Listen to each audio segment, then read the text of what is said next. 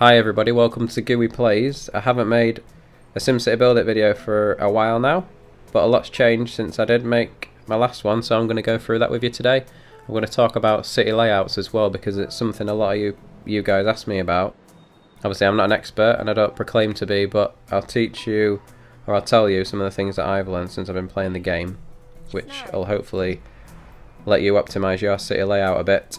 Not a lot's changed on this side of the city. I've still got the emergency services in the centre here, surrounded by residences.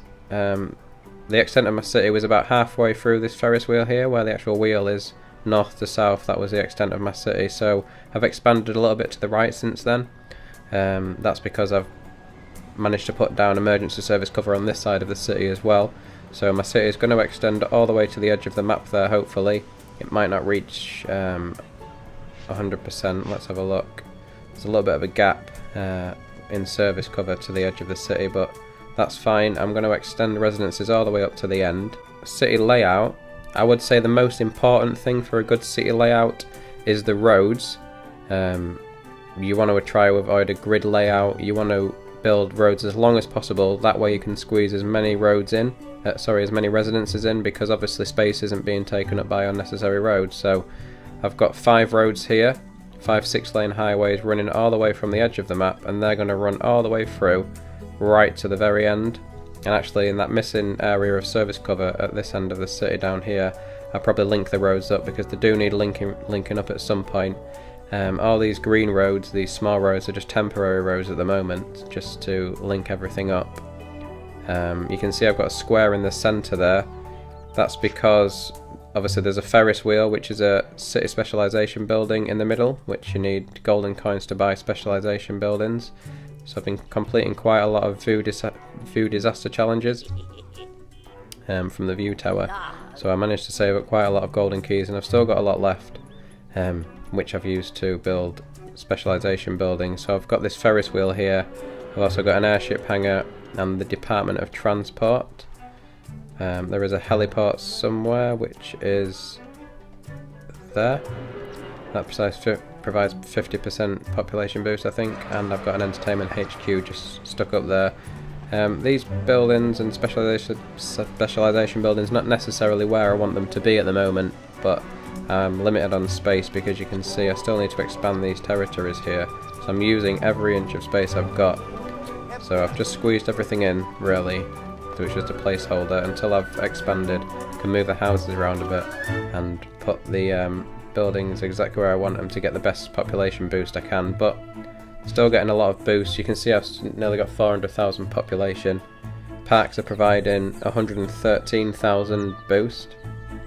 So that is just these row of 6 parks here and up there, and also 2 rows of 4 parks there, and a couple over here which I've just stuck there because that's where there was a gap.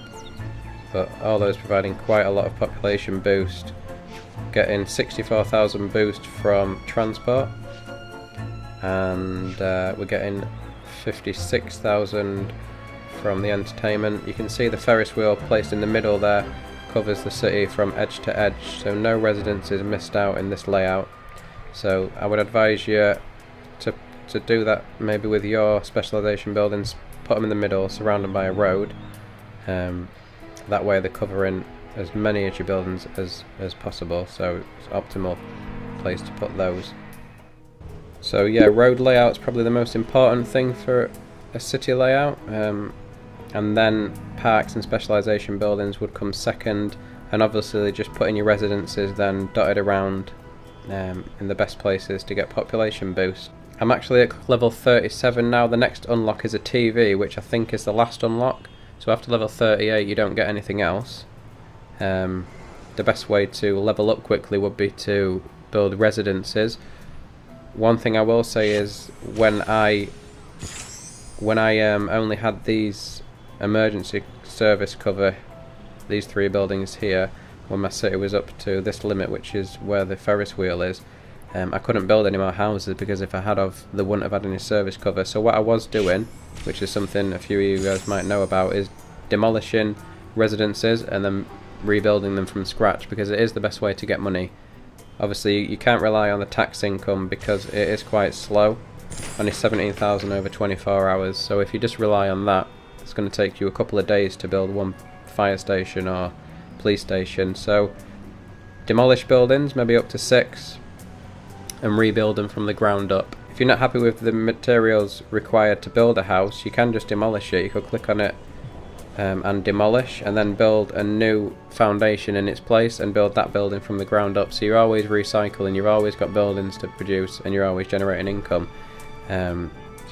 So yeah, if you're not happy, instead of waiting 30 minutes for a new plan, just demolish it and start again, because you're going to have to demolish another building at some point to get more money.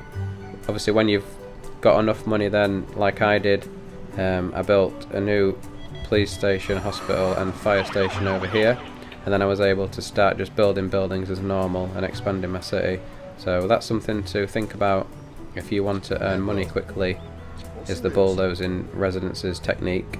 Obviously you can demolish all your buildings if you want, every single one of them, and start from scratch, but that's something I thought would be a lengthy process. I didn't want to lose all my people, so I didn't do that. So if you do travel to any cities and you see there's no residences but there's loads of shops and service cover, and you're thinking why, which is what I did in one of my videos, then that's the reason, because they've demolished all residences and they're starting again from scratch. I'm going to go through the shops quickly with you for some of you guys who might be wondering what unlocks are to come in the future. So these are the unlocks in the hardware store. I'll just run through the rarer ones that you'll unlock towards the end. So you've got a drill and a cooking utensil.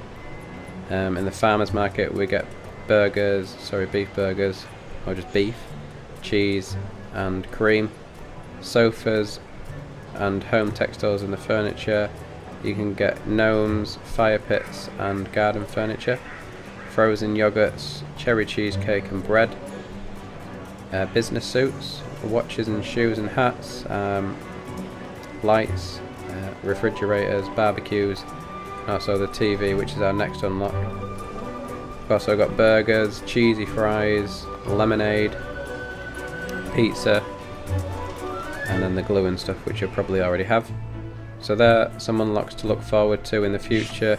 Obviously more factories as well. I've got one factory that I need to build, but I haven't got any room for it, and I'm actually not struggling to build raw materials even with the factories I've got. I've got some basic factories still, and I'm still making enough raw materials to build the goods that I need. You can see my city storage is at 200. Actually I've got 203 of 200 at the moment, because when you click on balloon icons like that, for some reason it still gives you items even though your storage is full. So that's pretty cool. Anyway, that's it for this video. I just wanted to run through a few things what I've been up to, and also talk to you about city layouts as well. If you like this video, please give it a thumbs up. If you're new to my channel, then please subscribe as well. Check my channel out for more SimCity BuildIt videos, and I will see you in the next episode. Thank you for watching.